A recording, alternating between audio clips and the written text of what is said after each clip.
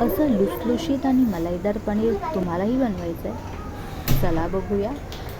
1 litre दूध घेतलेलं आहे. दूध छान गरम करून घ्यायचं आहे आपल्याला. तोपर्यंत एक लिक्विड तयार करायचं आहे. ह्या लिक्विडमध्ये 2 चमचे लिंबाचा रस आणि 4 चमचे पाणी असं हे मिश्रण मी रेडी करून घेतलेलं आहे.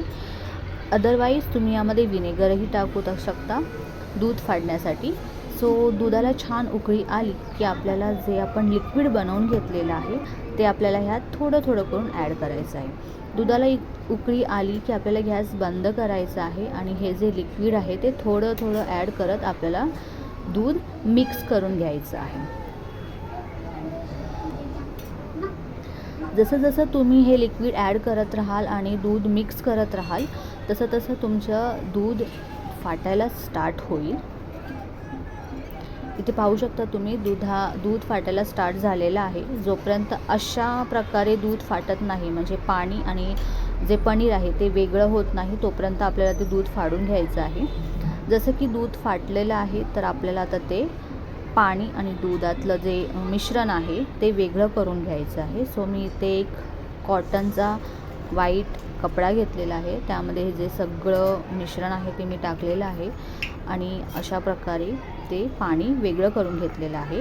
त्यानंतर आपल्याला 1 ते 2 वेळा थंड पाण्याने हे जे पनीर आहे ते धुवून घ्यायचं आहे. का? कारण की जे आपण लिंबाचा रस टाकला होता त्यातली थोडीही चव ह्या पनीरमध्ये लागू नये म्हणून 2 ते 3 वेळा थंड पाण्याने तुम्ही वॉश करून घ्या.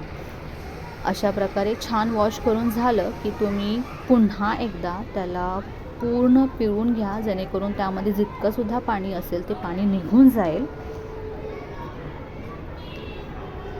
अशा प्रकारे तुम्हाला पूर्ण पाणी काढून घ्यायचं आहे त्याच्यातून. त्यानंतर जो फडका तुम्ही घेतला होता तो थोडासा आपल्याला लूज करून थोडासा असं प्रेस करून घ्यायचं आहे आणि तुमच्याकडे जी कोणती जड वस्तू असेल, माझ्याकडे फक्त हा दगडच होता जो मी ह्याच्यावरती ठेवलेला आहे आणि 1 तासानंतर जेव्हा मी हे ओपन केलं तर खूप छान पनीर सेट झालं होतं.